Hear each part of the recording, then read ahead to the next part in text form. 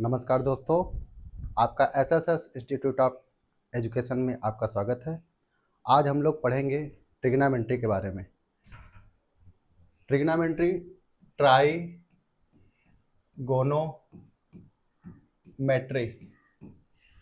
यह वर्ड है ट्राइगोनोमेट्री।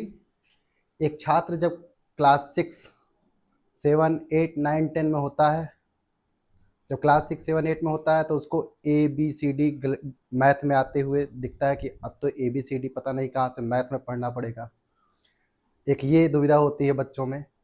फिर जब 9th में पहले यूपी बोर्ड में ट्रिग्नोमेट्री हुआ करती थी, अब CBSE पैटर्न पर और न्यू NCERT पैटर्न पर यूपी बोर्ड हो या CBSE बोर्ड हो, दोनों बोर्ड्स में ट्रिग्नोमेट्री को क्लास 10th में सम्मिलित किया गया है।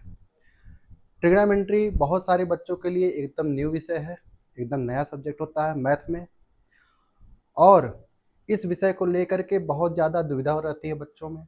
बहुत सारे जो ऐसे बच्चे होते हैं जिनका बहुत ही ज्योमेट्री, खास करके क्लास 9 की जो एक है, उसको देख करके या बचपन से ही मैथ में दूर होते हैं। मैं जेंडर बायस्डनेस नहीं होऊंगा कि बहुत सारे, मतलब कोई भी जेंडर हो सकता है जिसको मैथ को लेकर के इशू रहता है। तो बिना ज़्यादा बात किए हम बात करेंगे ट्रिग्नोमेट्री, जो हमारा विषय है, जो हमारी टॉपिक है। ट्रिग्नोमेट्री दो शब्दों से मिलकर बना हुआ है, tri gono and metry means measurement. Metry means measurement. Tri, tri means 3। आप केवल ध्यान से 5 मिनट 10 मिनट सुनते रहिए। मैं पूरा आपको आश्वस्त करना चाहता हूँ कि इस विषय से आपको लगाव जरूर हो जाएगा। एकदम बेसिक से मैं यह मान के चल रहा हूँ कि आपको ट्रिग्नोमेट्री शब्द पहली बार सुनने को मिला है, तो इस बात को हम ध्यान रखते हुए एकदम बेसिक से कोशिश करेंगे कि आपको अवगत कराएं, और जिनको पहले से ही कुछ पता है वह भी ज़रूर इस लेक्चर को पूरा देखें। मुझे पूर्ण विश्वास है कुछ न कुछ आपको अवश्य सीखने को मिलेगा।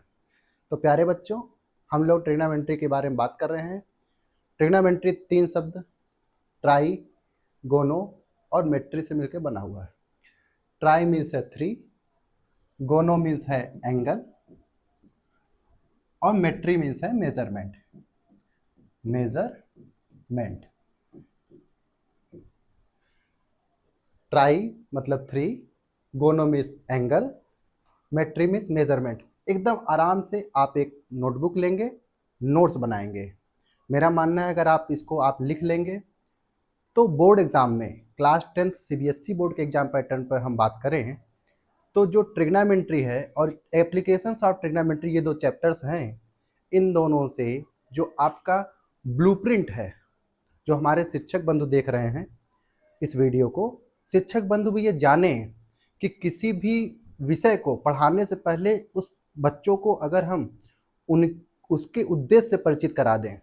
वर्तमान में हमारा मेन ऑब्जेक्टिव है लर्निंग, तो है ही, हमें लर्निंग सिखाना है, हॉलिस्टिक डेवलपमेंट करना है, NAP 2020 वगैरह वगैरह पता है। लेकिन एक छात्र के पॉइंट ऑफ व्यू से हम अगर देखते हैं तो कहता है सर हमें 12 अंक, जो कि ब्लूप्रिंट CBSE द्वारा निर्धारित किया गया है, हमें 12 अंक को अचीव करना है। 12 में से 12, मतलब 12 मार्क्स में से मुझे 12 मार्क्स पाना है। तो चाहे वो बेसिक वाले मैथ वाले हों, चाहे स्टैंडर्ड मैथ्स लिए हों, दोनों को यह पढ़ना होता है। तो ट्राई मतलब 3, गोनो मतलब एंगल, मेट्री मीन्स मेजरमेंट, मतलब 3 कोणों का मापन। 3 कोणों का मापन। अब एंगल 3 मतलब एक संख्या, एक संख्या जो किसी 3 वस्तुओं को प्रदर्शित करती है। एकदम बेसिक से नहीं, अब एक्सियम और पोस्टुलेट्स आप क्लास 9 में पढ़ चुके हैं। क्लास 10th से हम ध्यान रख रहे हैं कुछ चीज़ें, वह हमारा अलग विषय है। तो 3 एंगल मेजरमेंट कहाँ मिलेगा भाई? तो सर ये कहाँ मिल सकता है? ट्रायंगल में मिल सकता है। ट्रायंगल, अच्छा ट्रायंगल क्या होता है? What is triangle? What is try angle? Try मतलब थ्री, पहले की तरह ट्राई मतलब थ्री एंगल, तीन एंगल, मतलब कुछ ऐसा जिसमें तीन एंगल हो। तो भाई ये बताइए, एक दो तीन, तीन एंगल है, तो क्या ये ट्रायंगल है? सर बिल्कुल नहीं। Then what? तो आप कहेंगे सर तीन साइड वाला बताइए, तीन साइड वाला, तीन साइड वाला फिगर हो जो होता है वो ट्रायंगल होता है। ठीक है, एक दो तीन, तीन साइड हो गई, तो क्या ये ट्रायंगल है? ऑब्वियसली नॉट, ऑब्वियसली नहीं है। क्यों? क्योंकि आप फिर कहेंगे सर कि ऐसा कोई close figure made up of three sides known as known as known as triangle, यही ना? आप खुद बोल सकते हैं कि ट्रायंगल क्या है, कि ऐसा क्लोज फिगर, ट्रायंगल क्या है? Closed figure, closed figure made up of made up of made up of three sides.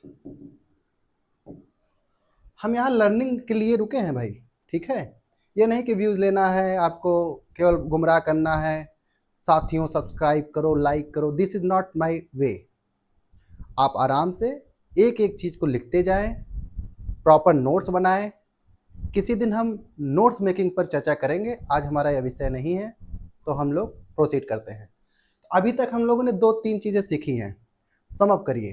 Trigonometry word है जो कि मैथ्स की एक ब्रांच है, जिसमें हम थ्री एंगल्स का मेजरमेंट करेंगे। वो थ्री एंगल्स बेटा हमें कहाँ मिलेंगे? वो थ्री एंगल्स हमें मिलेंगे ट्रायंगल में। ट्रायंगल क्या होता है? A closed figure which is made up of three sides.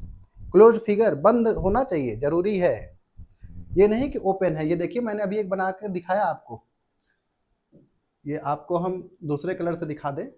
अगर कोई कह दे कि क्या ट्रायंगल ये है, थ्री साइड्स है, one two three, three sides, is this A triangle? Not at all. Triangle means it must contain three sides having close figure. ठीक, अब ट्रायंगल के बारे में थोड़ा सा पढ़ते हैं और।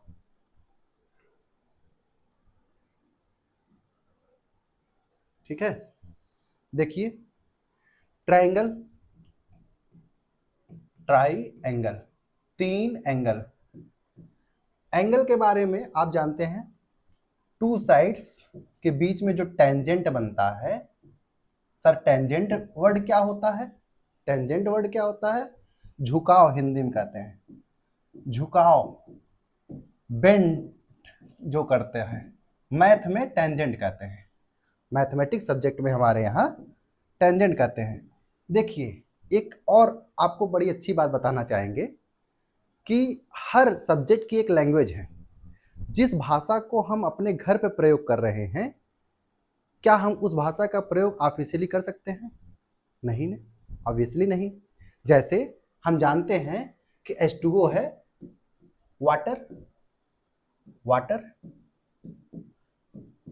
वाटर है, ये वाटर मॉलिक्यूल पढ़े होंगे, वाटर मॉलिक्यूल का स्ट्रक्चर की सर ये वाटर है। तो क्या इस वाटर को हम घर पे पानी कहते हैं? लेकिन वही जब पूजा होने लगती है तो उसको हम जल कहते हैं। ठीक है, उसी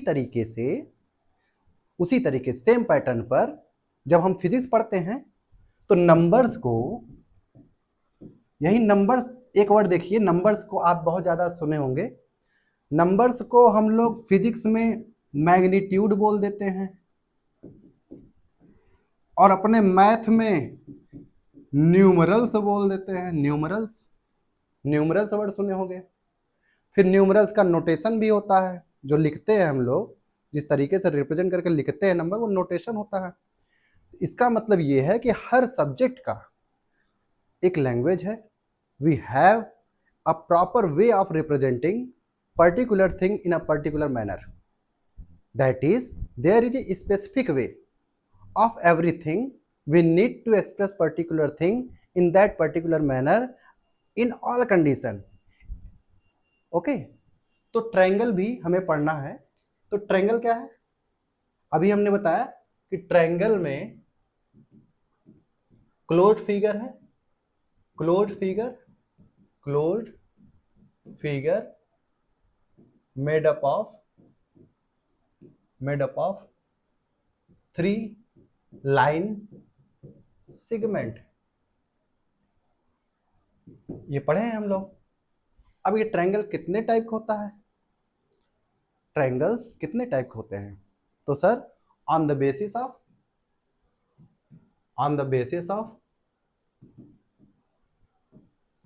साइड्स आप पूछ रहे हो या on the basis of angles आप पूछ रहे हो? योर क्वेश्चन भी शुड बी लाइक दिस। जैसे बहुत सारे आप राह चलते लोगों से मिलेंगे और आपको पूछेंगे what is the chemical formula of potassium, फिटकरी का सूत्र बताओ, क्योंकि वो K2SO4.Al2SO4 का whole thrice dot 24H2O like this. आप उनसे उल्टा क्वेश्चन पूछ लो, कौन सा एलम का फार्मूला चाहिए, मोहर एलम, पोटास एलम या कुछ और?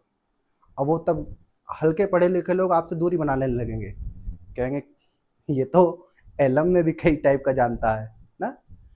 तो जब भी आपसे कोई पूछे ट्रायंगल कितने टाइप के होते, तो आप पूछिए on the basis of sides और on the basis of angles. Sides के बेस पर ट्रायंगल कितने टाइप के? भाई साइड्स के बेस पर ट्रायंगल 3 टाइप के। हाँ, आपको पता है क्या सर? स्केलन, सबसे पहले स्केलन ही लिख दिए? ओह सर नहीं, सबसे पहले स्केलन मत लिखिए। सबसे पहले आप जो है क्या लिखेंगे सर? सबसे पहले मुझे लिखना है इक्विलैटरल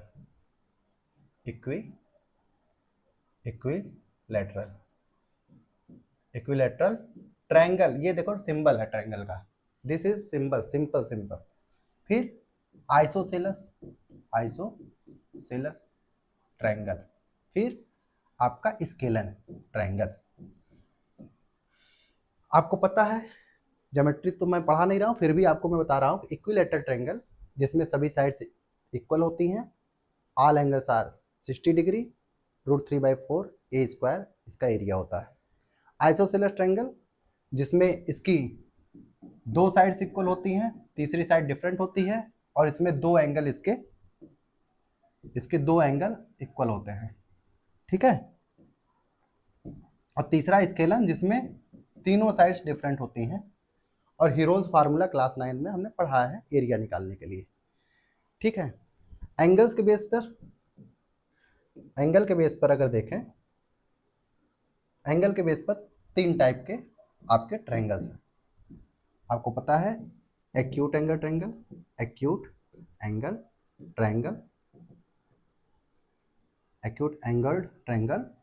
फिर दूसरा एक्यूट के बाद राइट एंगल्ड कुछ लोग कर लेते हैं ट्रायंगल, और तीसरा होता है ऑब्ट्यूज एंगल्ड ट्रायंगल, ठीक है। तो triangle on the basis of sides 3 type के, equilateral triangle, isosceles triangle, scalene triangle. Angles के बेस पे acute angle triangle, right angle triangle और ऑब्ट्यूज एंगल ट्रायंगल। बहुत ही आराम से चल रहे हैं, सारे बच्चे नोट्स बनाते रहेंगे हमारे साथ साथ, ठीक है।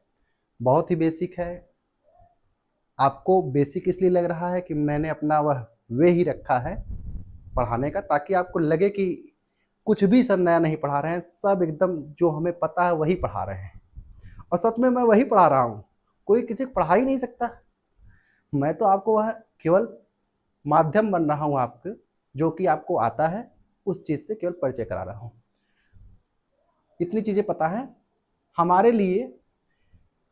राइट एंगल ट्रायंगल ज़्यादातर मैं बात करूँ क्लास 10th लेवल तक, या यूँ कहूँ कि क्लास 11th के या 12th के मैक्सिमम 75% क्वेश्चन 12 तक के ट्रिग्नोमेट्री में जो है वो राइट एंगल से रिलेटेड है। और पूरी ट्रिग्नोमेट्री में ज़्यादातर हम बात करेंगे एक राइट एंगल ट्रायंगल को ही लेकर के, ठीक है। Let's proceed. तो राइट एंगल ट्रायंगल एक बनाते हैं सर, राइट एंगल ट्रायंगल। आप भी ड्रा करें ना, ये मत करो कि एकदम लेटे लेटे मस्त देख रहे हैं, मास्टर साहब तो कर रहे हैं, करने दो तो क्योंकि हम सीख रहे हैं तो सीखिए। बनाते हैं एक ट्रायंगल, राइट एंगल ट्रायंगल। ए भाई, ये जो चौकोना दिखता है ना, क्वाड मतलब स्क्वायर टाइप का, जब भी कहीं पर स्क्वायर टाइप का बन जाए, ये किसी जगह, किसी भी जगह आपको ये स्ट्रक्चर देखने को मिल जाए, ये देख लीजिए मैं क्या कर रहा हूँ, ये वाला पोर्शन आप समझ जाइए कि 90 डिग्री है। कितना मानेंगे ये? 90 डिग्री। बिना कहे कहेंगे सर ये हमको पता है बचपन से। ठीक है, बहुत अच्छी बात है, हम तो चाहते हैं कि आपको सब पता रहे ना। तो ये राइट एंगल ट्रायंगल है, क्या है? Right angled triangle, right angled triangle. कहेंगे हाँ सर मुझे पता है, तो बताइए अगर मैं इसका नाम दे दूं A B C,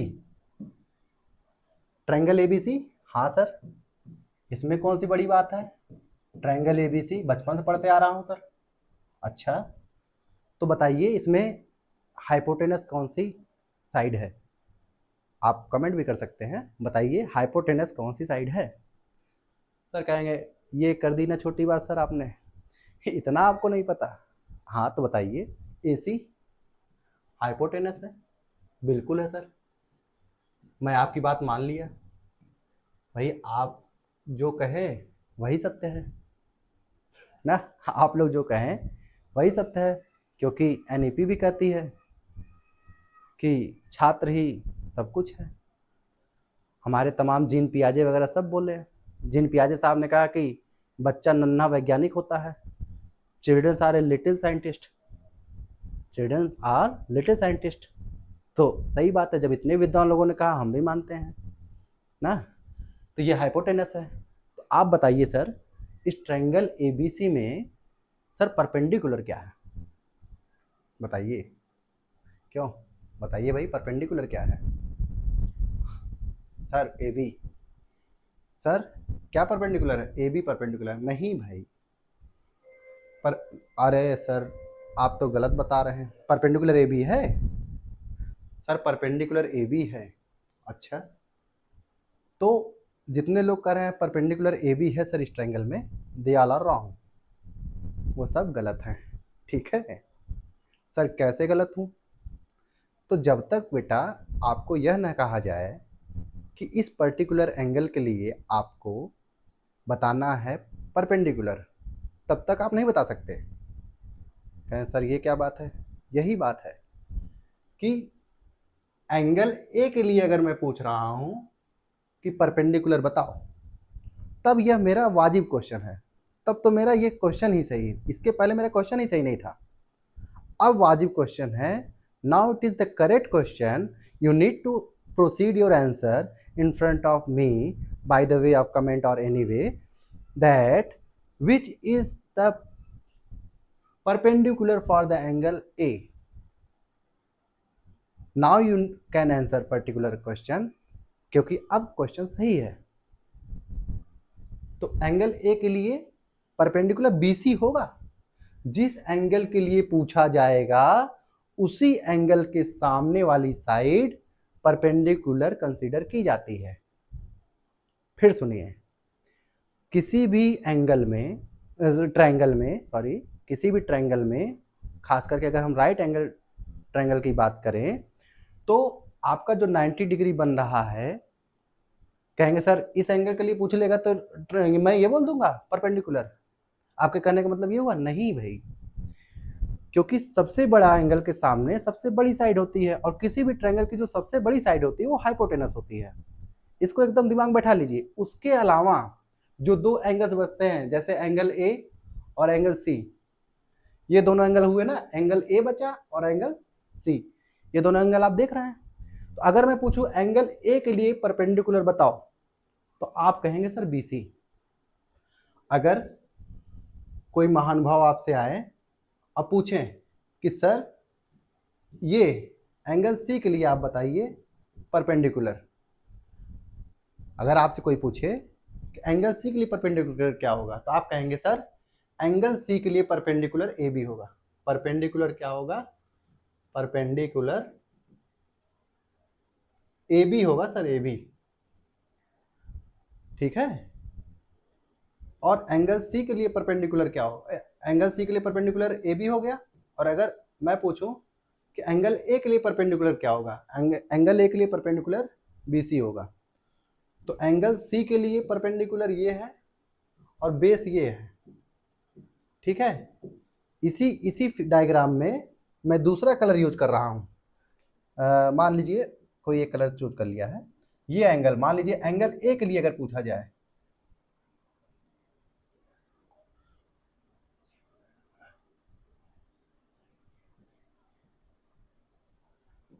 angle A, ये एंगल ए के लिए पूछा जाए परपेंडिकुलर क्या होगा, तो आप एंगल ए के लिए परपेंडिकुलर ये बताएंगे, परपेंडिकुलर ये बताएंगे, मतलब बीसी को बताएंगे। एंगल ए के लिए परपेंडिकुलर बीसी है और एंगल सी के लिए परपेंडिकुलर ए बी है। इस बात के लिए थोड़ा सा आप ध्यान रखेंगे, थोड़ा डिटेल में लिख लेते हैं इसी में। फॉर, यहाँ लिख लें, देखिए कोई भागने की जल्दी नहीं है, यहाँ लिख लें for angle C perpendicular is equal to क्या? A B. और for angle A perpendicular is equal to क्या सर? परपेंडिकुलर ए के लिए, एंगल ए के लिए बी सी है, ठीक है। नोट्स बनाते चलिए, बहुत ही बेसिक बातें बता रहा हूँ जो कि जनरली अध्यापकों के द्वारा भी मैंने देखा है कि अवॉइड कर दी जाती है, ठीक है। तो इस बात को एकदम ध्यान रखें। ट्रायंगल ए बी सी है जिसमें एंगल बी राइट एंगल्ड है, दैट इज 90 डिग्री। नहीं लिखा रहेगा, ऐसे चौकोर बना रहेगा, तब भी हम मान लेंगे कि ये 90 डिग्री है। और इस ट्रायंगल में एंगल ए के लिए परपेंडिकुलर बी सी है, ये बात हमने इधर अभी अभी समझाई है। और एंगल सी के लिए परपेंडिकुलर ए बी है, सबसे बड़ी साइड हाइपोटेनस। और आपको जब अगर परपेंडिकुलर और हाइपोटेनस पता चल गया है तो आपको यह भी पता है कि जो बची हुई साइड है वो बेस है। चलिए लेट्स प्रोसीड। इसी बीच में क्लास 8 में आपने पढ़ा है पाइथागोरियन ट्रिपलेट, पाइथागोरियन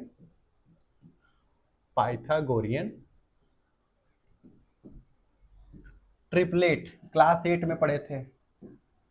वो आपको 2m m square minus 1 m square plus 1 करके पढ़ाया गया था, ठीक है।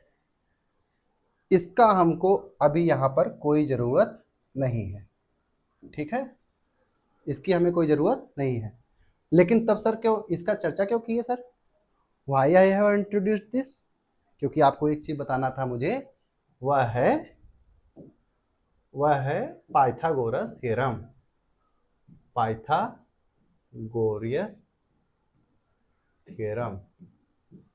पाइथागोरस थ्योरम किसके लिए एप्लीकेबल है? Only for right angle triangle. कुछ लोग पाइथागोरस थ्योरम कौनों ट्रायंगल के लिए उठा पटा के करवा दे रहे हैं। कुछ मैंने टीचर्स को ऑब्जर्व किया, निरीक्षण कर रहे थे हम, प्राइमरी का नेस का सर्वे चल रहा था, नेशनल अचीवमेंट सर्वे, तो उसमें हम गए थे। तो कुछ अध्यापक बंधु ऐसे भी थे, वो राइट एंगल ट्रायंगल के अलावा और भी ट्रायंगल में पाइथागोरस थ्योरम लगा दे रहे थे। पाइथागोरस थ्योरम क्या है? जिसको न याद हो, सिंपल समझे कि जो सबसे बड़ी वाली साइड है किसी राइट एंगल ट्रायंगल में, उसका स्क्वायर कर दोगे तो बगल वाली जो दोनों साइड है उनके स्क्वायर के सम के इक्विवेलेंट है। फिर सुनिए क्या कहा मैंने, जो सबसे बड़ी वाली साइड किसी ट्रायंगल में है यानी AC, दैट इज हाइपोटेनस, उसका अगर स्क्वायर कर दें, that is the equal to the sum of square of other two sides A B and B C if the triangle is A B C. इस बात को भी ध्यान रखना है। ये है,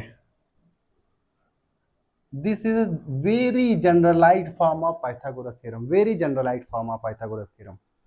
सबसे ज़्यादा generalized form of Pythagoras theorem है ये, एकदम जनरल फार्मूला है, ठीक है। तो इसको आप देखते रहें, very generalized form of Pythagoras theorem. क्या कोई ट्रायंगल अगर ए बी सी है तो सबसे बड़ी वाली साइड का स्क्वायर अदर दोनों साइड के यानी परपेंडिकुलर और बेस के स्क्वायर के सम, सम मतलब होता है प्लस, ठीक है। इस एकदम बेसिक छोटी छोटी बातों को हम क्लियर करके चल रहे हैं, इसको लिख लेंगे। Now proceed next step.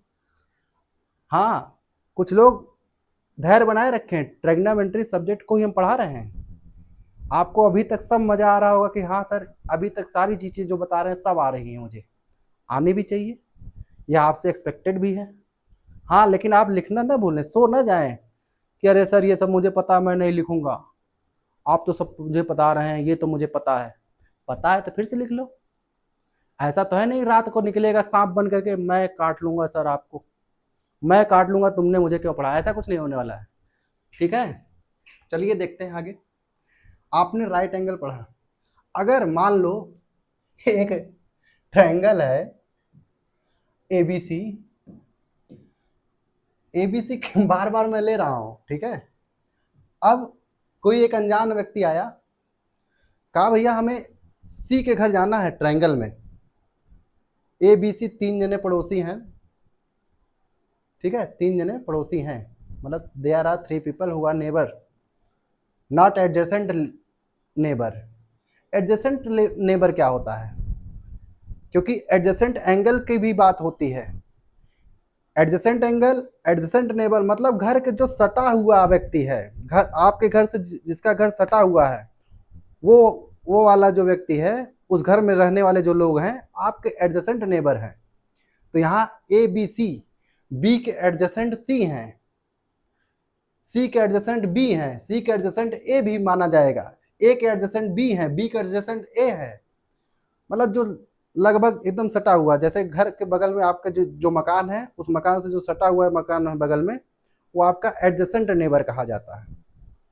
वैसे एडजेसेंट एंगल भी पढ़े होंगे आप लोग, जैसे एक ये है, ये एंगल 1 एंगल 2, ये angle 1 and 2 are adjacent angles, ठीक है। तो अभी हम आपको बात कर रहे हैं यहाँ पर कि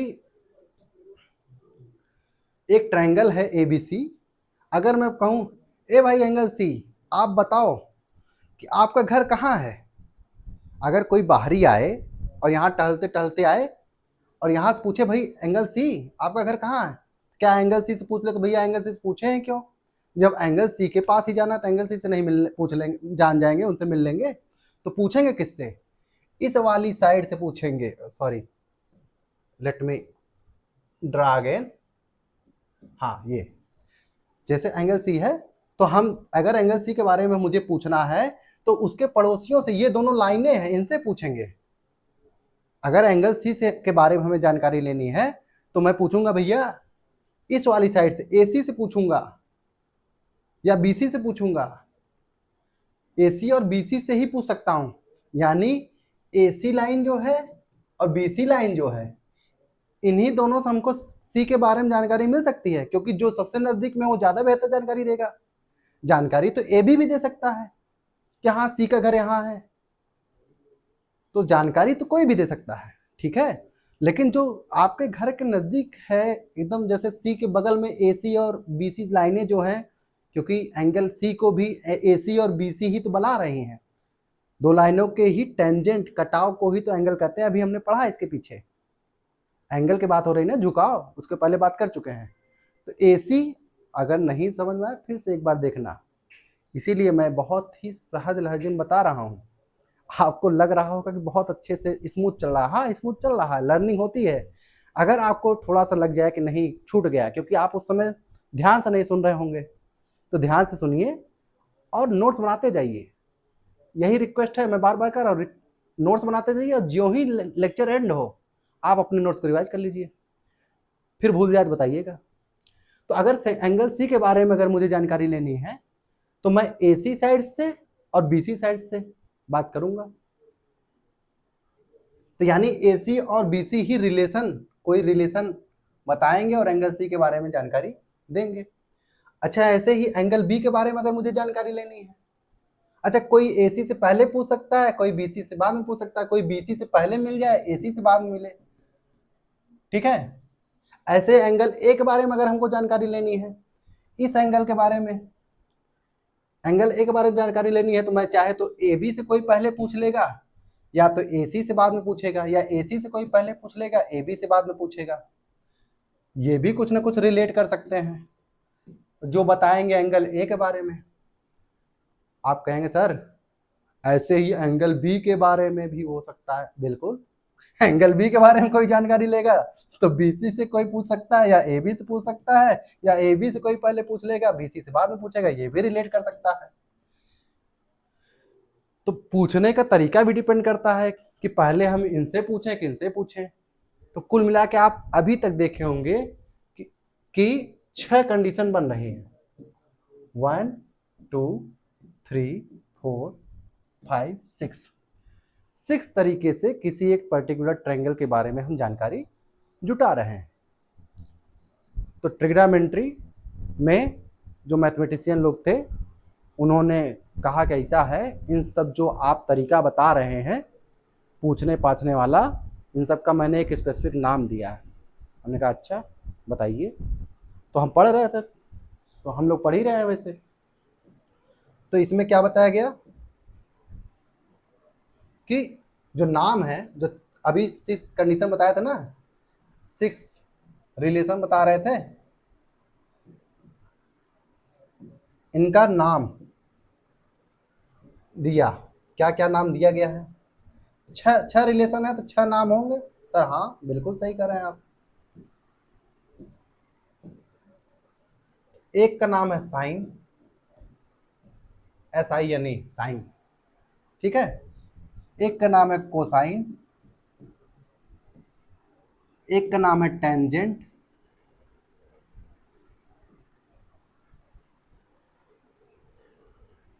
कोटेंजेंट, एक सेकेंड,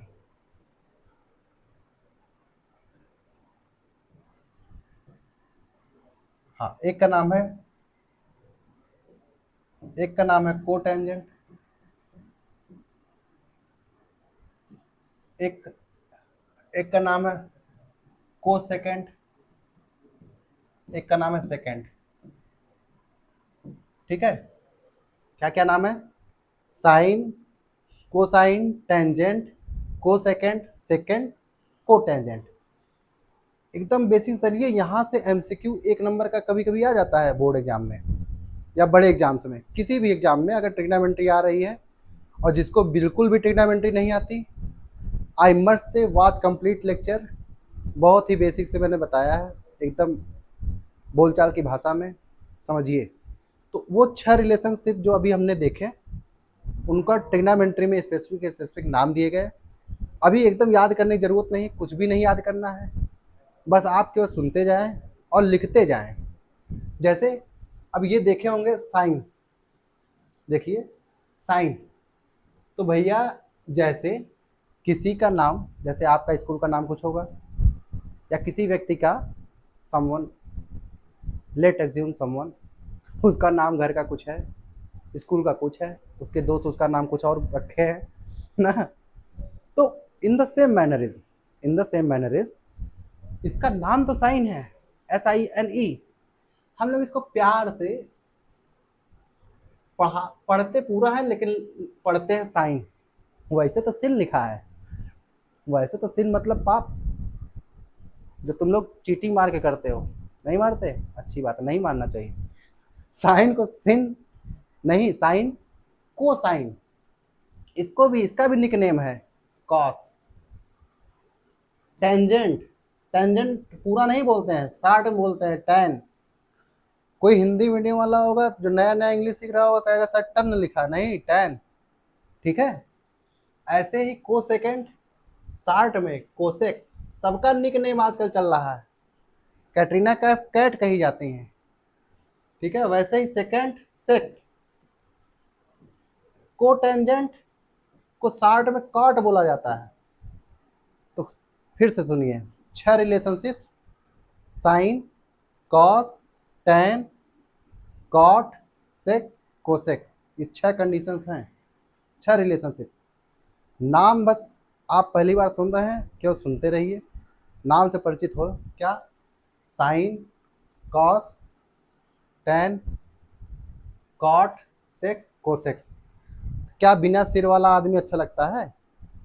बिल्कुल नहीं, बिना सिर वाला आदमी अच्छा नहीं लगता। तब क्या करेंगे?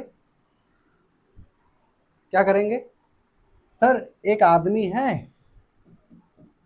हाँ सर है। सर क्या कर रहे हैं ना, अभी तक जो आप बात कर रहे हैं इसकी गर्दन उड़ा के बात कर रहे हैं हम लोग, ले, तो वो नहीं अच्छा लगता, इसीलिए हमको गर्दन रखनी है। It must remain, it must remain on the. तो इसीलिए जो, क्योंकि अभी हमने बताया ट्रिग्नोमेट्री, ट्राइगोनोमेट्री, 3 एंगल मेजरमेंट, और एंगल को एक वर्ड है, एक सिंबल है, ऐसे बनाया जाता है, इस तरीके से। ध्यान दीजिए, क्योंकि अगले पेज में बना देता हूँ। ऐसे कोई एंगल है, एक तो ये 90 डिग्री चौकोर अभी अभी दिखाया, ये 90 डिग्री, जहाँ कहीं भी चौकोर दिख जाता है वो 90 डिग्री हो जाता है। अभी हमने आपको बताया, अगर मान लीजिए इस तरीके से कोई एंगल बना दिया मैंने, टेंजेंट बना दिया, बेंटिंग जो बना दी, बेंट जो हो गया है, झुकाव जो हो गया है, ठीक है, टेंजेंट, इसको ही तो एंगल कहते हैं। दो लाइनों के कटान बिंदु को, क्रॉसिंग इंटरसेक्टिंग पॉइंट को ही एंगल कहते हैं। इसको एक सिंबल ऐसे बनाते हैं ये, और ऐसे, इसको कहते हैं थीटा, पढ़ते हैं थीटा। क्या पढ़ते हैं? थीटा। इसकी यूनिट होती है रेडियन। क्या होती है यूनिट? रेडियन। तो थीटा वर्ड, ये थीटा वर्ड जिसके लिए बहुत पहले पहले मिला, समझ लो कि थीटा एंगल को मेजरमेंट करने के लिए यूज किया जाता है। एंगल अगर कोई बोल दे, तो अगर उसको जल्दी से एंगल लिखना हो, मैं कह दूं एंगल, तो एंगल थीटा, शार्ट में कोई कोड थीटा, एंगल थीटा, ये पढ़ेंगे थीटा, ये समझ लीजिए, एकदम बेसिक बेसिक बातें हैं, ठीक है, बेसिक बेसिक बातें हैं, ये एंगल थीटा। अब आगे थोड़ा देखते हैं, एंगल थीटा के बारे में बात करते थे अभी। तो अभी हम लोग क्या बात किए थे? हाँ, हम लोग बात कर रहे थे sine, cos, tan, cot, sec, cosec, ये 6 है condition. There are 6 relationships which are representing, which are showing the relationship of the angles and sides. इसी क्रम में मैं लिखा हूं, थोड़ा सा लिखने का क्रम भी, स्टाइल भी थोड़ा ना, कुछ लोग मीम देख के कह रहे होंगे लिखने का स्टाइल थोड़ा कैजुअल है। तो साइन थीटा लगाना सबके आगे जरूरी है, ठीक है, सबका सर लगा दो भाई, यही हम बताने कब से कोशिश कर रहे हैं, थीटा जरूर लगाना है। केवल टेन नहीं हो सकता, टेन के साथ थीटा लगेगा, मतलब सिर उसका जोड़ना है। कॉस किसका रिलेशनशिप बता रहा है, मतलब अभी तो बताया रिलेशनशिप बता रहा है, किस चीज का? एंगल का। तो ये रिलेशनशिप बता रहा है किसका? एंगल का, यानी sine theta, cos theta, tan theta, cot theta, sec theta, cosec theta. और एक बगल में बना लेते हैं सर, कभी नहीं भूलना है इस राइट एंगल ट्रायंगल को, जब तक ट्रिग्नोमेट्री पढ़ेंगे हम लोग, क्लास 10th वाले तो स्पेशली, क्योंकि ये एकदम बेसिक लेक्चर है, कोई बहुत ज़्यादा हाई फाई चीज़ें मैं नहीं बता रहा हूँ। जिसको बिल्कुल भी ट्रिग्नोमेट्री नहीं आती उस इस लेक्चर को ज़रूर देखें, बहुत ही हेल्पफुल लेक्चर है, इतना ज़्यादा बेसिक उतर के कोई पढ़ाएगा नहीं। ABC एक ट्रायंगल है, साइन थीटा में परपेंडिकुलर अपान हाइपोटेनस का रिलेशनशिप होता है, परपेंडिकुलर अपान हाइपोटेनस का। वही अभी बात कर रहे थे ना। अगर मान लीजिए एंगल इस थीटा की बात कर लें, यहाँ पर एंगल सी के लिए मैं बात कर रहा हूँ सर, ये एंगल सी है, एंगल सी, ये थीटा की बात कर रहा हूँ। इस एंगल के लिए परपेंडिकुलर क्या होगा, फॉर एंगल सी परपेंडिकुलर क्या है, ए बी, और बेस क्या है, बी सी। ठीक है, चलिए अब आगे प्रोसीड करते हैं। तो आपके लिए cos theta base upon hypotenuse, और टेन थीटा क्या होगा, परपेंडिकुलर अपान बेस। ठीक है, ऐसे ही कॉसेक थीटा क्या होगा, cosec theta sir hypotenuse upon perpendicular. अच्छा, कुछ लोग चिंदी चोरी कर रहे हैं, नोट्स बनाते समय लिख नहीं रहे हैं, नोट्स बनाते समय कह रहे हैं सर तो पागल हैं, परपेंडिकुलर लिख रहे हैं, मैं तो पी लिख के बढ़ जाऊंगा। अरे नहीं, थोड़ा मेहनत करिए, नोट्स बनाइए, एक एक अक्षर को लिखिए।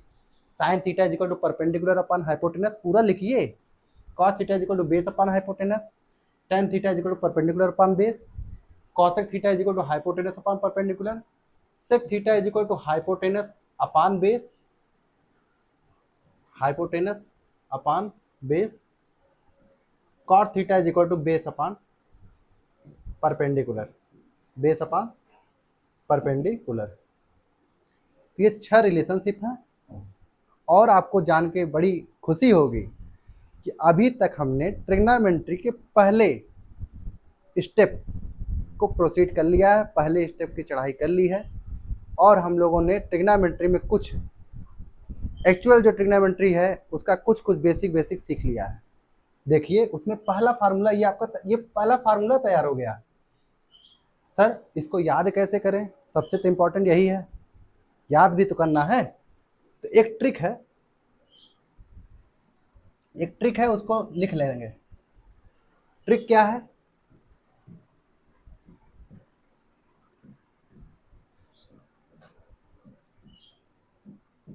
क्या, फिर सुनते हैं, मैंने बोला ही नहीं तो सुनिए, पंडित भोला प्रसाद हरि हरि भोले, पंडित भोला प्रसाद हरि हरि भोले, ज़्यादा मज़ा नहीं है, कोई बात नहीं, दूसरी ट्रिक लो।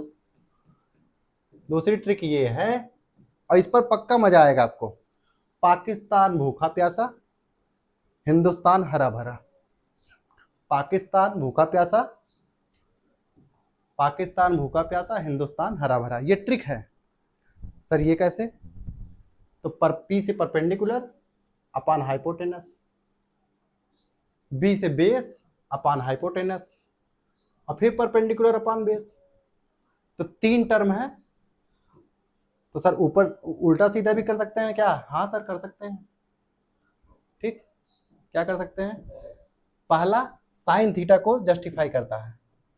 तो अगर कोई आपसे पूछे sine theta is equal to perpendicular upon hypotenuse, कोई आपसे पूछे sir cos theta is equal to, आप कहेंगे सर बेस अपॉन हाइपोटेनस, कोई आपसे पूछे tan theta is equal to, आप कहेंगे सर परपेंडिकुलर अपॉन बेस, कोई आपसे पूछे cot theta is equal to, आप कहेंगे सर बेस अपॉन परपेंडिकुलर, कोई आपसे पूछे sec theta is equal to, आप कहेंगे सर हाइपोटेनस अपॉन बेस, कोई आपसे पूछेगा cosec theta is equal to, आप कहेंगे सर हाइपोटेनस अपॉन परपेंडिकुलर।